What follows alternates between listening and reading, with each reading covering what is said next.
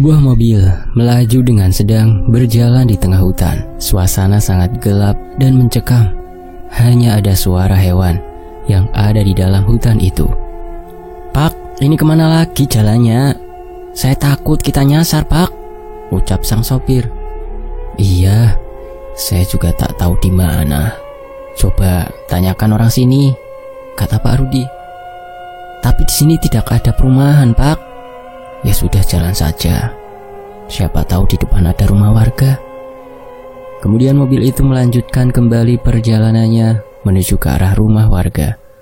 Dengan laju sedang, sopir pun melajukan mobilnya menuju ke arah perumahan warga. Suara binatang saling bersahutan terdengar di dalam hutan. Beberapa saat kemudian, akhirnya ada sebuah rumah yang terbuat dari bambu berada di tengah hutan. "Itu ada rumah, Din?" "Iya, Pak. Kita turun dulu di sini ya." "Ya sudah, sana. Kamu tanya dulu." "Iya, Pak. Bapak ikut tidak?" "Iya, yuk kita bareng tanya ke sana ya." Mereka pun turun dan menghampiri ke rumah yang terbuat dari bambu itu. Terlihat ada seorang lelaki yang tengah duduk dengan menikmati secangkir kopi. "Assalamualaikum, permisi," ucap Pak Rudi dan Udin. "Waalaikumsalam. Ada apa ya?" "Mohon maaf, Pak. Kami mau tanya rumahnya Mbah Dayat di mana ya?" "Untuk apa kalian pergi ke sana?" "Oh, ada urusan, Pak." "Tuh, rumahnya ada di sana. Masih di sono lagi, pojok hutan." "Oh, makasih ya, Pak. Kalau begitu kami permisi dulu, Pak," ucap Pak Rudi. Namun bapak itu tidak menjawab sepatah kata apapun. Dengan segera, Pak Rudi dan Udin pun pergi ke rumah dukun itu. Mereka melanjutkan kembali perjalanannya di tengah hutan yang gelap gulita, yang hanya disorot dengan menggunakan lampu senter mobil dan diterangi oleh sinar bulan yang terang di langit serta cahaya bintang yang bertaburan. "Bener kan ya, Pak, ini jalannya?" "Ya bener, Din. Jalannya kan hanya ada ini saja, satu arah." "Udah, jalan terus saja, Din. Nanti kalau sudah ada rumah di pojok hutan, ya itu katanya rumahnya." Pak Rudi dan Udin pun berjalan melanjutkan perjalanannya. Beberapa saat kemudian mereka melihat sebuah rumah yang terbuat dari bambu berada di pojok hutan. Dengan segera Udin menghentikan mobil itu. Pak Rudi dan Udin pun turun dari dalam mobil. Namun rumah bambu itu terlihat sepi dan tertutup. Keduanya lalu menyambangi rumah itu. "Tok tok, permisi." Sementara Udin melihat ke arah sekitar rumah, ke samping dari balik jendela itu pun tertutup. "Tok tok tok tok." "Sebentar," terdengar jawaban dari balik pintu. Riat. Suara pintu dibuka. "Mau apa kalian datang ke sini?" "Saya ada urusan, Mbah." "Kalau begitu silakan masuk ke dalam. Kita bicarakan saja di dalam."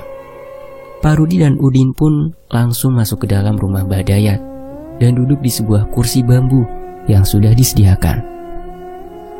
"Ceritakan apa maksudmu?" "Saya ingin membuat pacar anak saya yang sekarang itu menderita dan mati, Mbah, karena saya tidak merestui hubungan mereka."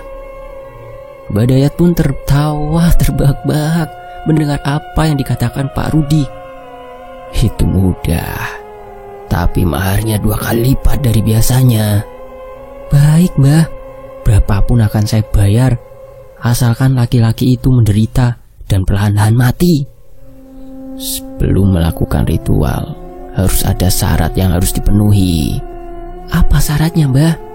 "Syaratnya foto target, nama, tanggal lahir, nama orang tua." "Tenang, Mbah, sudah saya siapkan semua." Yang kemudian Pak Rudi mengambil syarat itu di dalam tas yang dibawanya. "Ini, Mbah, sudah ada foto, nama, weton, tanggal lahir, dan nama orang tua." Dan saat itu juga Pak Rudi memberikan uang yang berisi di dalam amplop kepada Mbah Dayat. Pak Rudi mendapatkan nama orang tua dan tanggal lahir target itu dari pacar Mila, langsung dengan alasan untuk menentukan hari pernikahan. Padahal itu dilakukan Pak Rudi untuk mengirim guna-guna kepada pacar anaknya. Badayat pun sudah menyiapkan beberapa sesajen yang ada di dalam ruangan praktek. Sudah ada sesajen dan lain-lain, juga boneka buat nyantet. Di dalam ruangan ritual itu, seperti biasa ya, interiornya serba hitam dan banyak sekali keris yang terpajang di dinding. Ini namanya masih dukun konvensional, bukan dukun yang sekarang ini. Digital bos, sekarang bos, digital, online. Di dalam ruangan itu masih banyak keris-keris yang terpajang di dinding. Kemudian dengan segera Mbah Dayat langsung membakar kemenyan. Asap mulai mengepul di dalam ruangan itu. Mbah Dayat juga sudah menyimpan dan menyiapkan bambu apus dengan kain yang berwarna putih. Bambu itu kemudian diberikan kain putih, lalu dibungkus dengan kain itu dan juga kembang 7 rupa, serta sebuah raja yang dituliskan dengan nama target serta tanggal lahir target. Lalu foto target diikatkan dengan boneka voodoo dengan tali pocong serta perlahan-lahan diasapkan di atas kemenyan. Saat diasapkan, boneka itu ditusuk-tusuk dengan menggunakan jarum tajam. Mbah Dayat terus membacakan mantra. Mulutnya berkomat kamit. Pak Rudi dan Udin yang melihat ritual itu begidik ngeri dan merinding. Bulu kuduknya berdiri semua. Tubuhnya gemetaran ketakutan. Tiba-tiba, hembusan angin kencang datang masuk ke dalam ruangan itu. Priak! Suara jendela yang tiba-tiba terbuka dengan sendirinya. Pak Rudi semakin ketakutan melihat jarum ditusuk-tusuk pada foto yang diikat dengan boneka. Beberapa saat kemudian terlihat ada bayangan putih yang sesekali melintas di dalam ruangan itu. Pak Rudi dan Udin tambah bergidik ngeri. Bulu kuduk berdiri semua. Bahkan lampu yang terlihat remang-remang itu seketika padam saat Mbah Dayat merapalkan mantranya. Sehingga ruangan itu terlihat sangat gelap karena tidak ada penerangan. Hanya ada asap kemenyan yang mengepul dari dalam gerabah. Suasana tambah mencekam ketika mereka mendengar ada suara burung gagak tepat di atas rumah. Dan juga suara anjing yang menggonggong keras dari tengah hutan. "Pak, saya takut, Pak," ucap sang driver. "Sama, saya juga takut, Din. Udah, kita diam aja." Selang beberapa saat kemudian akhirnya ritual sudah selesai dilakukan. Terlihat Mbah Dayat mengeluarkan keringat pada keningnya setelah melakukan ritual.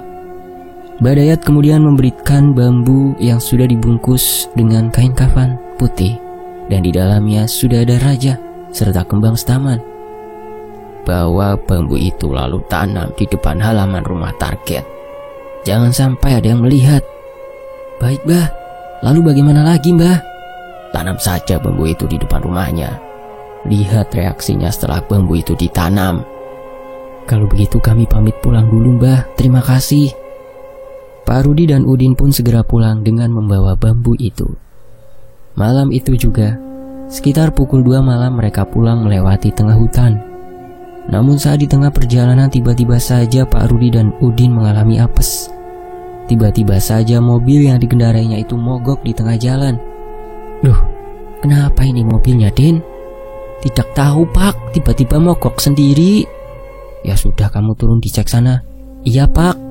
Udin pun segera turun untuk mengecek mesin mobilnya. Pak Rudi yang sudah mulai bosan menunggu di dalam mobil, dia ikut keluar. Hembusan angin kencang datang hingga merasuk ke dalam tubuh mereka. Padahal sudah memakai jaket yang tebal, namun tetap saja tidak dapat mengusir rasa dingin pada tubuhnya. "Gimana, Din? Ada kendala apa?" "Tidak ada apa-apa, Pak. Tapi kenapa bisa mogok ya? Bensinnya masih ada, mesin aman. Aneh ini, Pak." "Duh, gimana dong ini, Din? Malam-malam di tengah hutan lagi." Tiba-tiba saja ada aroma bau busuk yang menyeruak ke dalam hidung yang disertai dengan bau kembang-kembangan. Sayup-sayup terdengar suara wanita yang tertawa, mengikik. Pak Rudi dan Udin pun merinding. Apalagi tepat di depan matanya, mereka melihat ada sosok kuntilanak yang terbang ke atas pohon. Dengan wajah yang hancur berlumuran darah, kedua matanya yang melotot, rambut acak-acakan, dan pakaian putih yang lusuh. "Ah!" teriak mereka berdua. Tubuh mereka gemetaran kaku, tidak bisa berbuat apa-apa. Belum juga sosok wanita itu pergi. tiba-tiba dari kanan kiri mereka ada dua sosok pocong menatap tajam ke arah mereka. Baunya sangat busuk sekali, dengan kedua mata melotot, wajah hancur, dan mulut menganga. Sontak Pak Rudi dan Udin yang tidak kuat melihat itu akhirnya pingsan. Singkat cerita, keesokan harinya, Pak Rudi dan Udin pun tersadar. Sorot sinar matahari menyinari ke dalam hutan. "Din, kita ternyata semalam pingsan, Din. Ayo kita pulang cepat." "Iya, Pak," jawab Udin singkat. Saat mereka akan pulang, anehnya tiba-tiba saja mesin mobilnya itu bisa dihidupkan kembali. Mereka berdua akhirnya pulang ke rumah dan sampai sekitar pukul 9 pagi.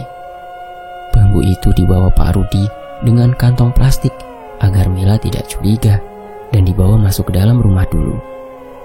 "Kula nuwun," ucap Pak Rudi, namun tidak ada sahutan dari dalam rumah sepi. Mbok. Dengan segera Mbok Ipeh datang menghampiri Pak Rudi. "Ada apa, Pak? Mila mana?" "Mbak Mila sudah berangkat ngajar, Pak, tadi pagi." "Oh iya, saya lupa.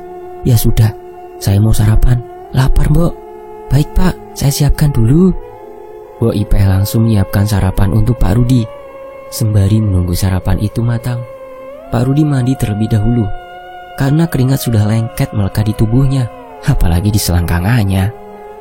Sementara itu bambu tersebut disimpan terlebih dahulu di dalam kamar Pak Rudi. Beberapa saat kemudian, Pak Rudi sudah selesai mandi. Sarapan pun sudah dihidangkan di meja makan. Dengan segera, Pak Rudi menyantap nasi goreng karena perut sudah terasa keroncongan sekali. Malam harinya, tengah malam sekitar pukul 12, Pak Rudi segera datang ke rumahnya Ari.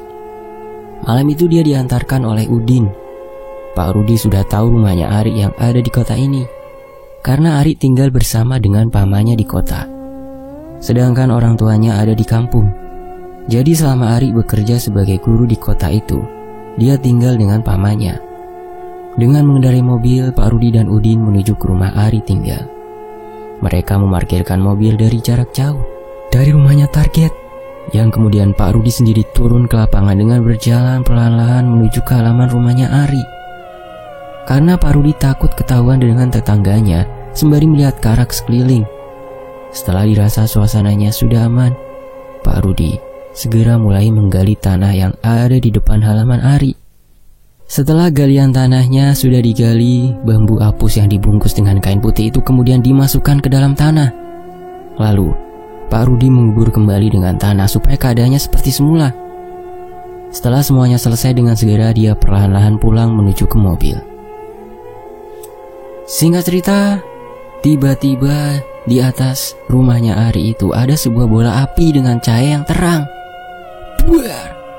Terdengar suara ledakan yang sangat keras sekali, membuat para tetangga sekitar terbangun dan keluar rumah untuk melihat apa yang terjadi. Dan di saat yang bersamaan itu tiba-tiba saja Ari merasakan sakit kepala dan sakit pada perutnya. "Ah, sakit!" teriak Ari. Paman dan tantenya yang mendengar Ari berteriak segera menghampiri Ari ke kamar. "Ari, kamu kenapa?" tanya Tante Tuti. Sakit, rintihnya yang diucapkan dari mulut. Kejadian itu terjadi saat pukul 3 dini hari. Setelah Pak Rudi pergi dari rumahnya. Sabar, tenang," ucap Paman Diro. "Aduh, Pak, sakit sekali." Buatkan ramuan dari pelepah pisang untuk mengusir rasa sakitnya," ucap Paman Diro. "Iya, Pak," jawab Bibi Tuti. Bibi atau tantenya itu dengan segera pergi ke belakang rumah untuk mengambil pelepah pisang yang kemudian di blender dan dicampur air garam. Setelah semuanya itu sudah selesai, dengan segera Tante Tuti membawa jus pelepah pisang itu ke dalam kamar Ari. "Ini, Pak," ucap Tante Tuti memberikan jus itu kepada suaminya. "Bangun dulu, Ri, sebentar, ini kamu minum." Perlahan Ari bangun dan meneguk jus dari pelepah pisang itu. Beberapa saat kemudian, rasa sakit yang diderita Ari itu perlahan-lahan sudah menghilang. "Gimana, Ri? Apa sudah mendingan?" tanya Paman Diro. Ari pun mengangguk perlahan saat pamannya itu menanyakan. "Ya sudah, kamu istirahat saja dulu, Ri." Keesokan harinya, Mila yang tengah bersiap-siap akan pergi mengajar. Tiba-tiba Pak Rudi menghampiri ke kamarnya. "Mil, ada apa Pak? Bapak semalam dari mana sih?" "Loh, kamu kok tahu kalau Bapak pergi?" "Ya semalam aku dengar bunyi mobil, kebetulan aku kebangun." "Oh iya, Bapak pergi sama Bima Mil," ucapnya berbohong. "Bima? Ngapain malam-malam pergi sama dia Pak?" "Ya kan Bapak mau menanyakan tentang pernikahan kalian Mil." "Aku gak mau ya Pak, aku itu maunya sama Mas Ari." "Mil, kamu itu ndak pantas dengan dia. Dia ndak sederajat dengan kita. Lebih baik kamu sama Bima. Dia pengusaha sukses, apalagi dia anak teman Bapak." "Pokoknya aku gak mau Pak," jawab Mila naik pitam. Tiba-tiba terdengar ada suara pintu yang diketuk dari luar rumah. Tok tok tok tok. "Assalamualaikum." Dengan segera Mila meninggalkan bapaknya dan bergegas pergi keluar. "Waalaikumsalam, iya sebentar," ucapnya dari balik pintu. Lulu, ada apa?" tanya Mila. Lulu adalah anaknya dari pamannya Ari, dan dia masih menjadi anak murid Mila di sekolah. "Om Ari tante, Om Ari sakit." Sakit apa lu?" "Nggak tahu, dari semalam sakit." "Ya sudah, nanti tante Mila datang ke rumah setelah pulang ajar ya." Lulu kalau di rumah manggil Mila dengan sebutan tante, tapi kalau di sekolah dia manggilnya Bu Guru Mila. Mila berprofesi sebagai guru di sebuah sekolah menengah pertama. Di tempat bekerjanya itulah dia bertemu dengan Ari yang sama-sama bekerja sebagai guru di sekolahan itu. Keduanya saling jatuh cinta di sekolahan karena setiap harinya selalu bertemu. Hingga akhirnya saat itu Mila dan Ari saling bertukar nomor HP. Akhirnya keduanya dekat dan menjalin hubungan karena sudah merasa cocok dan nyaman. Mila tidak melihat Ari berasal dari orang yang kaya atau tidak, karena menurutnya dia sudah merasa nyaman. Terkadang juga Mila diantarkan oleh Ari ke rumah di saat Mila tidak membawa kendaraan. Meskipun dengan menggunakan motor butut yang dimiliki Ari, tetapi Mila tidak merasa malu sama sekali. Malah dia sangat senang. "Kamu gak malu Mil, aku anterin pakai motor butut gini?" tanya Ari. "Enggak lah, malu kenapa?" "Ya siapa tahu kamu malu. Kamu kan biasanya naik mobil, sama aku malah naiknya motor butut gini." "Semua sama saja Ri, yang penting itu dapat digunakan dan sampai tujuan." Mendengar ucapan dari Mila membuat Ari semakin percaya diri menjalani hubungan dengannya. Di perjalanan mereka saling bercerita satu sama lain sembari menikmati jalanan dengan hiruk pikuknya kota. Beberapa saat kemudian mereka pun sampai juga di rumahnya Mila. "Assalamualaikum," ucap Mila dan Ari. "Waalaikumsalam," jawab Pak Rudi yang tengah duduk di ruang tamu. Kemudian Mila dan Ari langsung menjabat tangan Pak Rudi. Saat itu raut wajahnya pada Rudi terlihat tidak suka dengan kedatangan Ari. "Dia siapa Mil?" tanya Pak Rudi. "Ini Ari Pak, dia pacar aku. Dia juga kerjanya satu profesi sama aku." "Mil, kamu kan sudah Bapak jodohkan dengan Bima, anak teman Bapak." "Sudahlah Pak, aku sudah besar. Aku bisa menentukan pilihan sendiri Pak." "Udah Ri, ayo kita ke depan saja," ucap Mila sembari menggandeng tangan Ari. Setelah sampai di teras depan rumah, Ari langsung mengutarakan apa yang dikatakan Bapak Mila tadi. "Mil, Bapak kamu gak suka ya sama aku. Aku juga merasa tidak pantas sama kamu." "Gak usah dengerin Mas, pokoknya aku maunya sama kamu aja," jawab Mila. "Tapi Mil, sudah kamu pulang dulu sana. Makasih ya sudah nganterin aku." "Ya sudah, aku pulang dulu ya Mil." Ari pun dengan segera pergi menggunakan motor bututnya itu. Sedangkan Pak Rudi saat itu tampak sedang mengintip kepergian Ari dari balik gorden jendela dengan tatapan sinis. Meskipun Mila dan Ari tidak direstui oleh bapaknya, tapi mereka masih tetap menjalin hubungan. Namun semenjak saat itu, Ari sudah tidak pernah menemui bapaknya Mila karena tidak diperbolehkan oleh Mila. Ketika Ari mengantarkan Mila, dia hanya mengantar sampai depan gerbang rumah saja. Singkat cerita, suatu hari Bima datang ke rumah dengan membawa mobil yang mewah berkelas. "Assalamualaikum," tok tok, ucap Bima. Pak Rudi yang sudah janjian dengan Bima Dengan semangat dia membukakan pintu. "Waalaikumsalam Bima, ayo masuk," ucap Pak Rudi dengan ramah. Sementara saat itu Mila sedang berada di ruang makan sedang makan siang. "Bok, siapa itu?" tanya Mila. "Itu Bima, Mbak. Waktu itu pernah kesini saat Mbok sedang ngajar." "Bima? Seriusan, Bok?" "Iya, Mbak." Memang selama ini Mila belum pernah melihat wajahnya Bima. Kebetulan hari itu hari libur Mila mengajar. Yang Mila tahu hanya namanya saja dari Pak Rudi. Tiba-tiba saja Pak Rudi memanggil Mila untuk ke ruang tamu. "Mila, Mil, sini Mil." Dengan segera Mila meninggalkan makanannya di meja dan menghampiri ke ruang tamu. Mil, kenalin, ini Bima, anaknya teman Bapak." Mila saling berkenalan dengan Bima. Namun Mila terlihat cuek padanya. Beberapa saat kemudian, Mbok Ipeh datang membawakan minuman untuk tamu. "Silakan diminum," ucap Mbok Ipeh sembari meletakkan gelas minuman. "Gimana Mil? Tampan dan berwibawa kan Bima ini?" Akan tetapi Mila tidak menjawab apa yang dikatakan oleh bapaknya itu. Dia hanya menundukkan kepalanya. "Maaf, aku masuk ke kamar dulu ya Pak," ucap Mila sembari beranjak pergi. "Loh Mil, kamu itu loh tidak sopan." Tapi Mila tidak menghiraukan apa yang diucapkan Pak Rudi. "Maaf ya Bim, mungkin masih awal, jadi malu-malu." "Iya, nggak apa-apa Pak, saya maklumi kok." "Gimana, kamu suka sama Mila?" "Iya Pak, dia cantik dan sesuai dengan kriteria saya." Pak Rudi pun merasa senang karena perjodohan itu dilakukan oleh dia, agar dia mendapatkan bagian dari perusahaan yang dimiliki bapaknya Bima. Singkat cerita, Bima selalu mengirimkan bunga dan bahkan hadiah untuk Mila. Tapi dia selalu menolak pemberian dari Bima, karena dia sangat menghargai perasaannya Ari sebagai kekasihnya. Suatu ketika Bima datang lagi ke rumah menemui Pak Rudi dan menanyakan kepastiannya. "Pak, gimana ini? Sampai kapan seperti ini?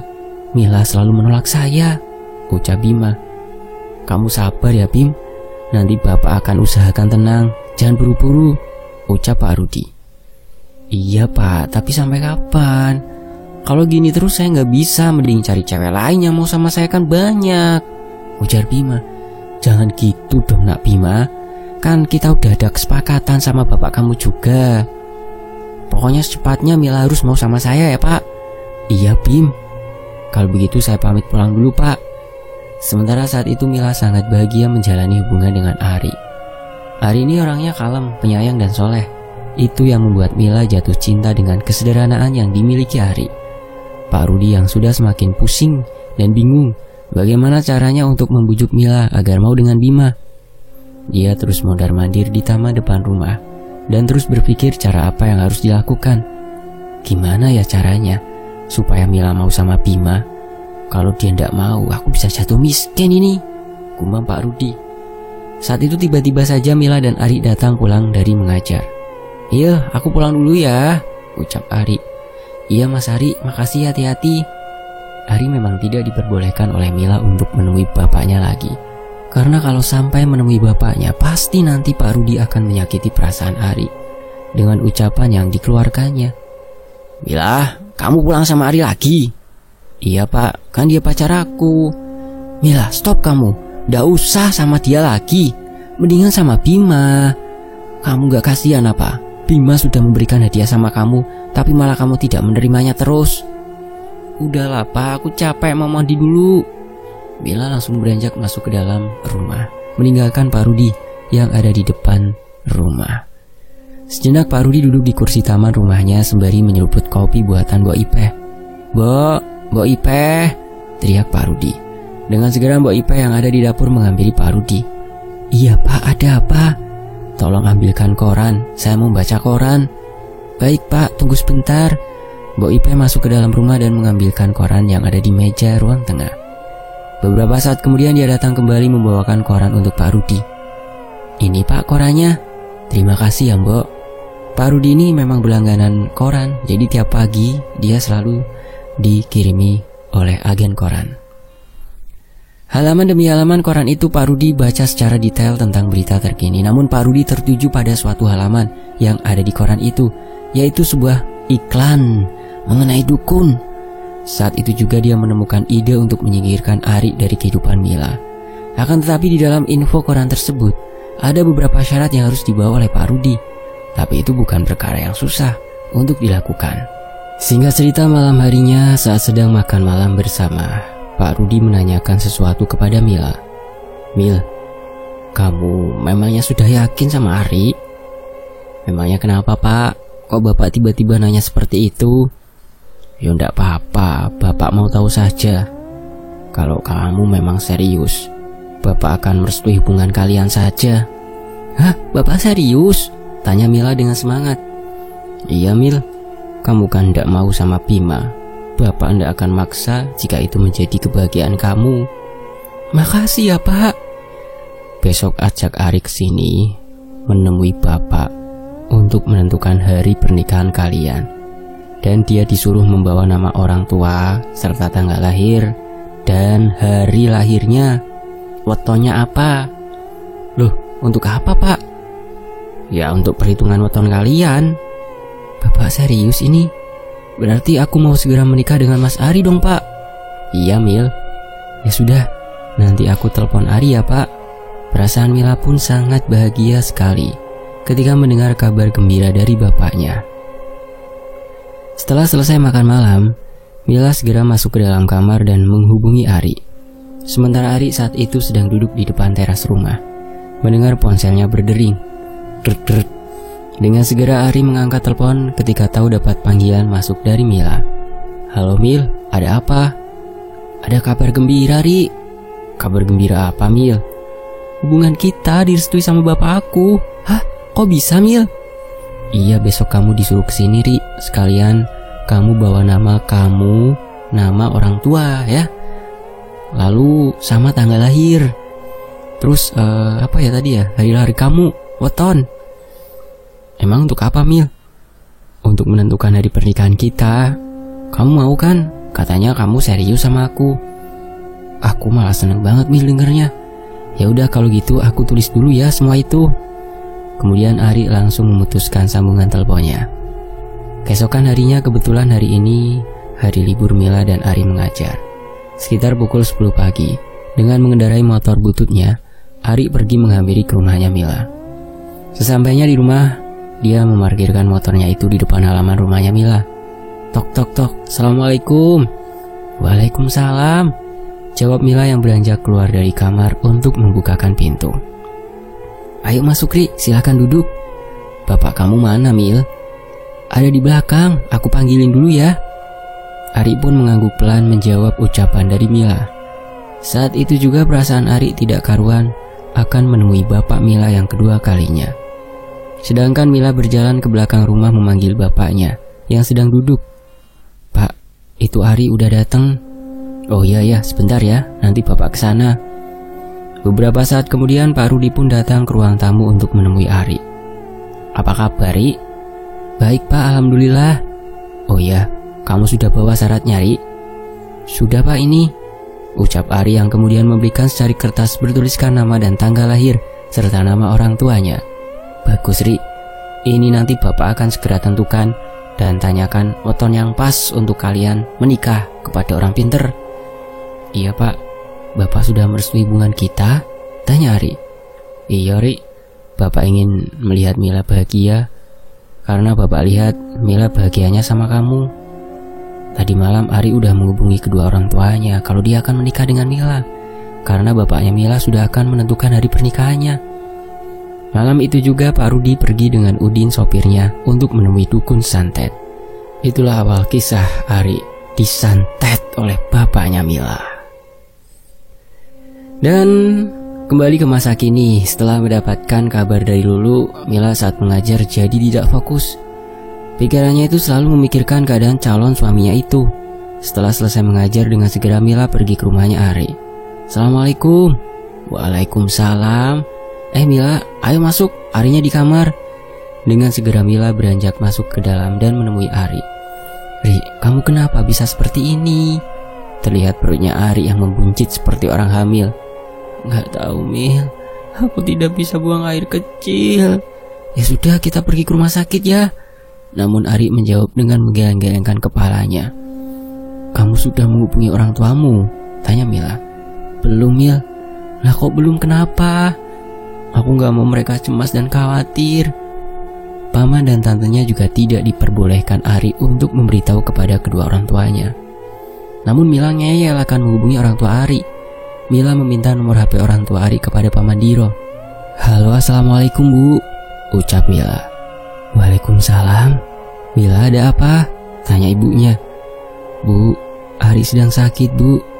Ibu sama bapak kesini ya. Sakit apa? Nggak tahu, Bu, tapi perutnya jadi buncit. Ya sudah, besok bapak ibu segera ke sana. Sebelum Ari mengalami sakit yang dideritanya, di dalam tidurnya dia selalu bermimpi buruk. Ari bermimpi berjalan di sebuah hutan di kegelapan malam tanpa ada siapa-siapa. Hanya terdengar ada suara binatang-binatang buas yang ada di hutan itu. Di dalam hutan itu tiba-tiba saja dia melihat ada sebuah makam keramat yang angker. Ari juga mendengarkan ada suara kunti yang cekikikan. Dia sangat ketakutan dan gemetaran, bulu kuduknya berdiri semua merinding. Dan tiba-tiba saja dia berjalan di antara kuburan tersebut. Ada salah satu galian makam yang sudah digali. Saat itu Ari terkejut saat melihat ada beberapa sosok pocong yang berdiri menatap ke arahnya. Sontak dia berjalan mundur perlahan-lahan. Dan saat itu juga Ari tidak melihat jika ada galian tanah di belakangnya. Ari terjatuh ke dalam galian tanah itu. Dia pun teriak sekencang-kencangnya. Ah! Di saat yang bersamaan itu juga Ari terbangun dengan nafas yang tidak beraturan dan keringat yang membasahi bajunya. Dan saat itu juga Ari langsung merasakan sakit pada kepala dan perutnya. Dan di hari berikutnya, kedua orang tua Ari pun datang untuk menemui Ari. Mila pun sudah ada di sana. Dia menyarankan untuk segera dibawa ke rumah sakit. Pak, Bu, ayo kita bawa Ari ke rumah sakit saja ya. Iya Mil, kita bawa sekarang yuk. Dengan segera Ari dibawa dengan menggunakan mobil Mila ke rumah sakit. Terlihat perut Ari semakin membesar, seperti orang hamil. Bahkan terlihat bintik-bintik kemerahan yang ada di perutnya. Aduh, sakit. Tiba-tiba saja Ari merintih kesakitan pada perutnya. Sabar ya Ari, sebentar lagi kita sampai rumah sakit, ucap ibunya. Saat Mila yang mengemudi mobilnya itu di tengah jalan, tiba-tiba saja dia melihat ada bayangan hitam yang melintas. Dengan segera dia mengerem mobilnya secara mendadak, membuat semuanya terperanjat. Ada apa Mil? Tanya Paman Diro. Tadi aku lihat ada bayangan hitam Paman di depan lewat. Ya sudah, kita lanjutkan saja perjalanannya pelan-pelan sambil berdoa. Mila pun melanjutkan kembali perjalanannya menuju ke rumah sakit.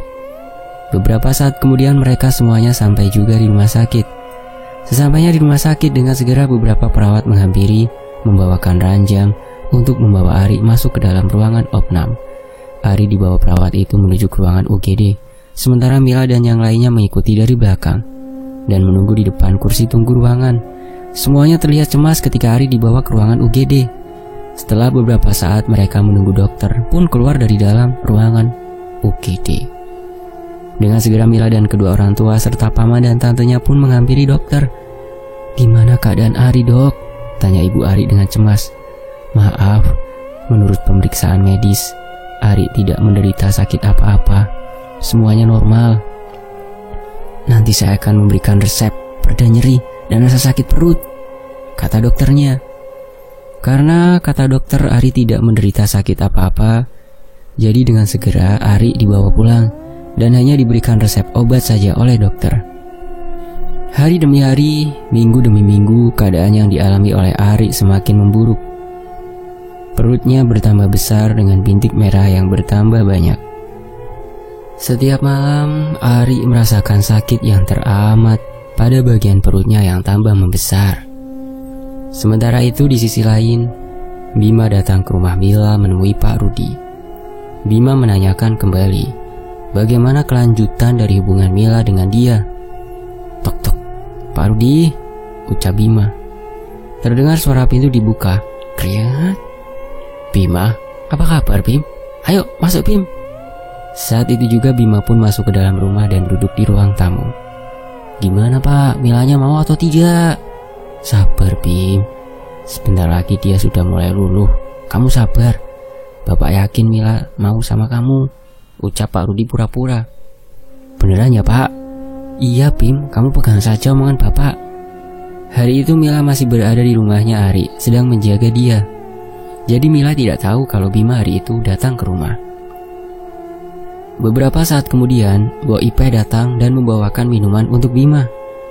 Silahkan Mas Bima, diminum. Oh ya Mbok, Milanya kemana? Tanya Pak Rudi. Gak tahu Pak, dari tadi sudah pergi. Emangnya hari ini dia berangkat ngajar Peh? Tanya Rudi lagi. Maaf Pak, kalau itu saya kurang tahu. Ya sudah sana, kamu ke belakang. Iya Pak, permisi, ucap Mbok Ipe sembari beranjak melangkahkan kakinya menuju ke belakang. Gimana Bim, perusahaan kamu? Tanya Pak Rudi basa-basi. Alhamdulillah lancar Pak, malah nanti saya akan membangun perusahaan lagi di kota lain. Wah, kamu hebat sekali Bim. Oh enggak Pak, biasa aja. Sementara Ari masih terus merintih kesakitan yang tak kunjung sembuh pada perutnya itu. Aduh, sakit. Bintik-bintik kemerahan itu perlahan-lahan mulai membesar bersamaan dengan perutnya. Bahkan bintik merah itu berubah menjadi bernanah yang baunya sangat busuk sekali. Mila yang melihat keadaan Ari merasa iba dan kasihan. Namun dia tetap terus setia dengan keadaan Ari yang sekarang dia juga selalu mendoakan untuk kesembuhannya. Kamu yang sabar ya Ari, ucap Mila menenangkan. Ibu dan bapaknya Ari juga masih tetap menginap di rumahnya Paman Diro. Aduh, teriak Ari mengaduh. Ari terus merintih, meringis kesakitan yang dirasakannya. Bahkan perutnya semakin membesar, seperti akan meluluh lantakan semua isi di dalam perut. Sudah beberapa hari ini Ari tidak bisa untuk buang air kecil. Itu yang membuat sakit yang dirasakannya pada perut yang semakin membesar. Kita bawa ke rumah sakit lain saja apa gimana ini Pak? Ke rumah sakit yang lebih besar, ucap ibunya Ari.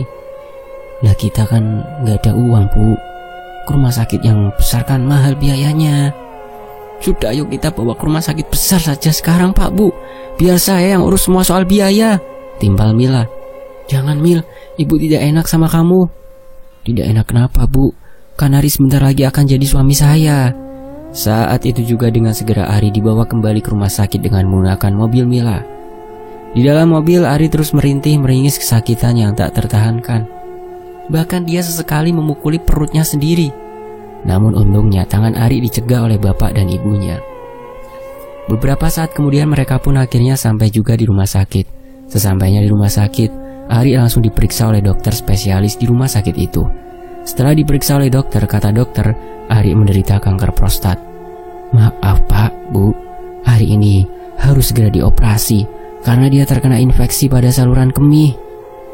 Ya sudah, lakukan saja yang terbaik dok, timbal Mila kemudian. Singkat cerita, Ari pun dirawat inap di rumah sakit selama beberapa hari untuk menunggu jadwal operasi.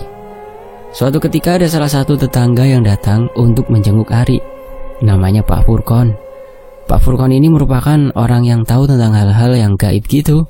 Saat menjenguk Ari, Pak Furkon melihat ada sosok yang menyeramkan. Tubuhnya tinggi, besar, di samping ranjang dengan kedua mata merah menyala. Gigi taringnya panjang dan tajam. Astagfirullah, ucap Pak Furkon. Kenapa Pak? Ari ini tidak sakit secara medis. Bawa pulang saja dia dan batalkan operasinya. Kita sembuhkan saja di rumah, yakin Pak Furkon. Setelah mendengar apa yang sudah dikatakan, akhirnya Ari pun tidak jadi untuk melakukan operasi dan dia segera dibawa pulang ke rumah. Namun tidak langsung diobati oleh Pak Furkon, karena untuk menyembuhkan sakit yang diderita oleh Ari itu ada beberapa bahan yang harus disediakan. Suatu hari setelah kepulangan Ari, Pak Furkon menghampiri ke rumah untuk memberitahu bahan-bahan yang harus disiapkan. Assalamualaikum, ucap Pak Furkon. Waalaikumsalam, silakan masuk Pak Furkon. Pak Furkon pun duduk di ruang tamu bersama dengan kedua orang tua Ari dan pamannya. Saat itu Mila tidak ada di rumahnya Ari karena dia masih mengajar di sekolah.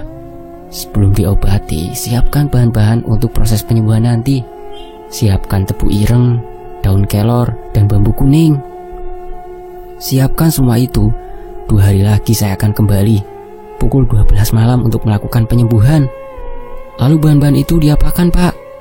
Tebu ireng nanti diambil airnya saja. Kemudian daun kelor ditumbuk hingga halus dan dicampurkan dengan air putih. Sementara bambu kuning nanti untuk alat penyembuhan. Baik Pak, nanti akan saya siapkan semuanya. Kalau begitu saya pamit pulang terlebih dahulu. Assalamualaikum. Waalaikumsalam. Sementara itu di sisi lain, saat malam di jam-jam tertentu, Ari merasakan sakit yang luar biasa pada perutnya. Malam itu tiba-tiba ada hembusan angin kencang masuk ke dalam kamar Ari. Dengan segera ibu dan bapak serta paman dan tantenya Ari menghampiri. Bersama dengan itu terdengar suara dentuman yang keras dari atap rumah. Buam! Paman Diro dan Tante Tuti langsung keluar rumah untuk melihat apa yang terjadi. Saat mereka melihat ke atas atap rumah, betapa terkejutnya mereka melihat ada sosok genderuwo yang tinggi besar, dengan wajah yang menyeramkan dan tubuh penuh dengan bulu, dengan mata merah menyala serta baunya sangat busuk sekali. Sontak Paman Diro dan Tante Tuti teriak, tubuhnya terasa kaku, tidak bisa digerakkan.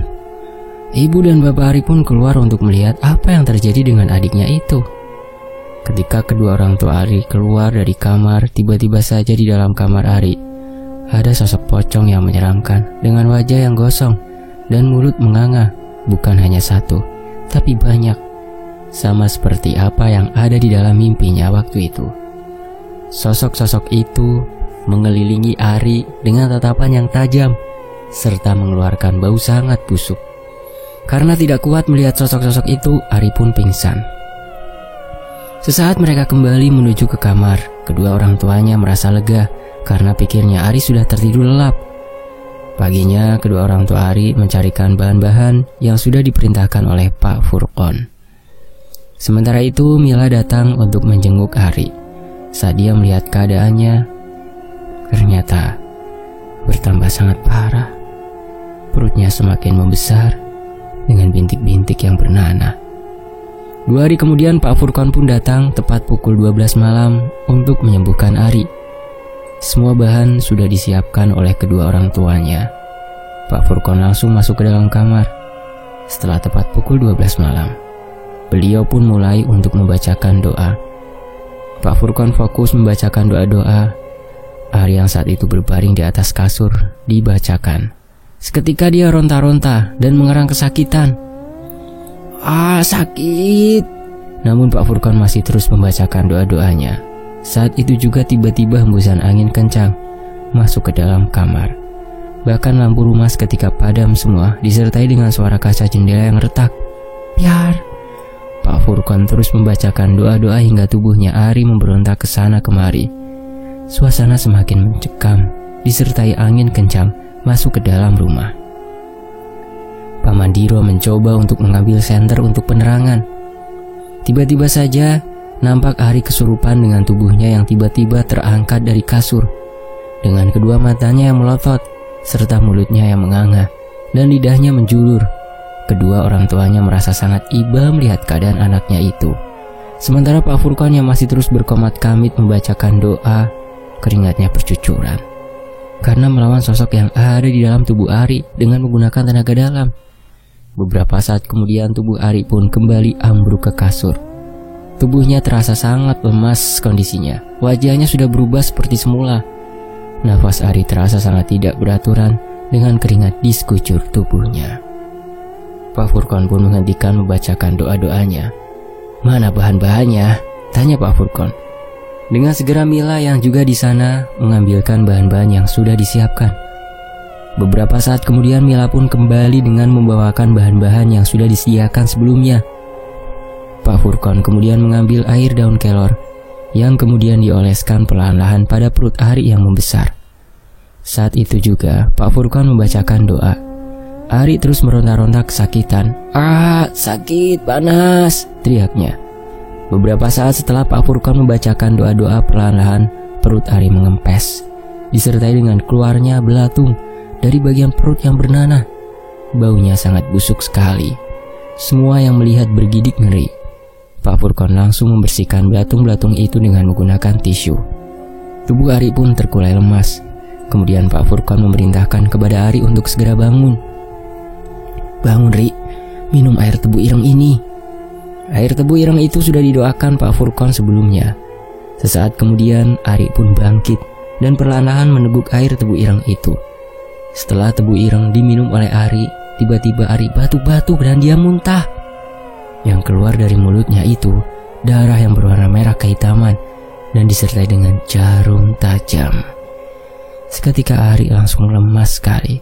Dia berbaring kembali di atas kasur dengan keringat yang membasahi tubuh. Ari ternyata telah disantet seseorang. Santet yang dikirim Ari ini adalah jenis santet bambu apus, yang mana membuat Ari tidak bisa buang air kecil. Ucap Pak Furqon. Astagfirullah, siapa yang tega melakukan ini, Pak? Nanti kalian akan tahu sendiri siapa yang melakukannya. Karena santet itu akan berbalik kepada pengirimnya. Ikhlaskan saja, jangan ada dendam. Setelahnya Pak Furqon mengajak Pak Mandiro dan bapaknya Ari ke halaman depan rumah. Kemudian Pak Furqon menerawang sekitar dan beliau menemukan media yang ditanam di halaman rumah. Gali tanah itu. Dengan segera Paman dan Bapak Ari menggali tanah tersebut. Setelah sudah digali, betapa terkejutnya mereka melihat ada bungkusan kain putih. Kemudian bungkusan itu diambil oleh Bapak Ari. Coba buka bungkusan itu. Dengan segera Pak Mandiro dan Bapak Ari membuka bungkusan itu. Di dalamnya ada raja yang bertuliskan nama Ari serta tanggal lahir, weton, dan kembang setaman. Bambu apus ini yang dijadikan sebagai media santet. Bakar sekarang. Kemudian bambu itu dibakar dengan dibacakan doa oleh Pak Furqon. Sementara bambu kuning yang sudah disiapkan sebelumnya itu ditanam di galian tadi. Bambu kuning itu untuk menangkal ilmu santet. Singkat cerita, Ari pun sudah bisa kembali untuk buang air kecil. Dia sudah sembuh. Sementara saat itu Pak Rudi terkejut dengan kedatangan Ari yang tiba-tiba sembuh. Suatu hari, Pak Rudi menemui Bima di rumah bapaknya. Bima sudah tidak mau lagi dengan Mila, karena Bima sudah memiliki calon sendiri. Teman Pak Rudi yang juga bapaknya Bima juga sudah kecewa dan tidak ada perjanjian lagi untuk pembagian perusahaan. Pak Rudi akhirnya jatuh miskin. Dan saat itu juga tiba-tiba Pak Rudi sakit. Sakit yang diderita oleh Pak Rudi sama persis dengan apa yang dialami oleh Ari. Saat itu Ari menjenguk Pak Rudi ke rumahnya. Akhirnya beliau mengakui kesalahannya kepada Ari. Ri, Bapak minta maaf ya. Bapak salah sama kamu. Bapak minta maaf. Bapak menyesal. Sekarang Bapak yang mendapatkan balasannya. Maksudnya bagaimana, Pak? Tanya Ari. Bapak yang sudah mengirimkan santet kepada kamu karena Bapak tidak mau kamu bersama dengan Mila. Astagfirullah. Tapi katanya waktu itu Bapak sudah merestui hubungan kami dan akan menentukan tanggal pernikahannya. Tidak, Ari. Itu hanya akal-akalan Bapak saja untuk mendapatkan weton kamu untuk syarat santet. Maafkan Bapak, Ri. Mulai sekarang Bapak akan merestui hubungan kalian dengan sesungguhnya. Iya, Pak, saya sudah memaafkan Bapak. Terima kasih kalau Bapak sudah merestui hubungan kita. Makasih, Ari. Kamu memang anak yang baik. Sekali lagi Bapak minta maaf. Ucap Pak Rudi yang seketika tiba-tiba saja beliau kejang-kejang dengan mata yang melotot dan lidah yang menjulur ke depan. Bapak, teriak Mila sambil menangis. Dan saat itu juga Pak Rudi menghembuskan nafas terakhirnya. Singkat cerita, akhirnya Mila dan Ari pun melangsungkan pernikahannya.